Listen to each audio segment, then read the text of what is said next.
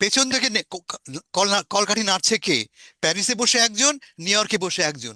তাদের সঙ্গে মাহমুদুর রহমানের কি সম্পর্ক? আপনিও জানেন, আমিও জানি। মাহমুদুর রহমানের ভূমিকাটা কিন্তু বেশ প্রশ্নবিদ্ধ, কারণ তিনি হাদির কাছের মানুষ ছিলেন। মব সৃষ্টিকারীরাও তার প্রতি বেশ সহানুভূতিশীল, এবং যারা মব শিওর। উস্কে দিয়েছেন তারা অনেকটা তাকে গুরুও মানেন।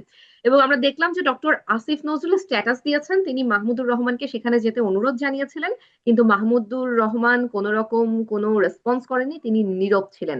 আহ আসলে প্রথম আলো বন্ধ হলে আমার দেশ পত্রিকার অনেক লাভ, এরকম কোনো কিছু কি মনে করছেন কিনা? কিংবা আসলে এই মবের মাঝখান থেকে কেউ আসলে আলু পোড়া খাওয়ার চেষ্টা করছে কিনা আপনার কাছে মনে হয়? অ্যাবসলিউটলি, কোনো সন্দেহ তো নেই। পেছন থেকে কলকাঠি নাড়ছে কে? প্যারিসে বসে একজন, নিউ ইয়র্কে বসে একজন। তাদের সঙ্গে মাহমুদুর রহমানের কি সম্পর্ক? আপনিও জানেন, আমিও জানি। এদের সবারই এক জায়গায়, রসুনের মতো এক জায়গায় তাদের তাদের তাদের কোষ্ঠী বাঁধা। কেমন? এবং কমন ইন্টারেস্টটা কোথায়? মাহমুদুর রহমানের পলিটিক্স মূলত কি? ভারত বিরোধী পলিটিক্স। ভারত বিরোধী পলিটিক্স।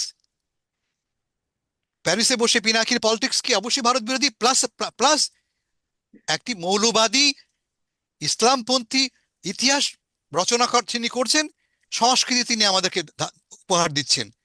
ফলে ইন্টারেস্টটা মিলে গেছে তো। প্লাস আরো একটা ইন্টারেস্ট, আপনি ঠিক বলেছেন, মাহমুদুর রহমানের পত্রিকা এই মুহূর্তে একটা প্রধান প্রতিদ্বন্দ্বী মনে করে কাকে? প্রথম আলোকে। ডেইলি স্টার হয়তো নয়, প্রথম আলোকে। ফলে অটোমেটিক্যালি যদি সুযোগ পাওয়া যায়, ভাঙা যাক প্রথম আলো। এতে আমি অবাক হচ্ছি না, কিন্তু মাথায় রাখতে হবে যে কারণটা কি, কেন প্রথম আলোকে আক্রমণ করা হলো। উত্তর পেলেই আপনি, উত্তর বুঝলেই আপনি বুঝে যাবেন কার আক্রমণ করেছে।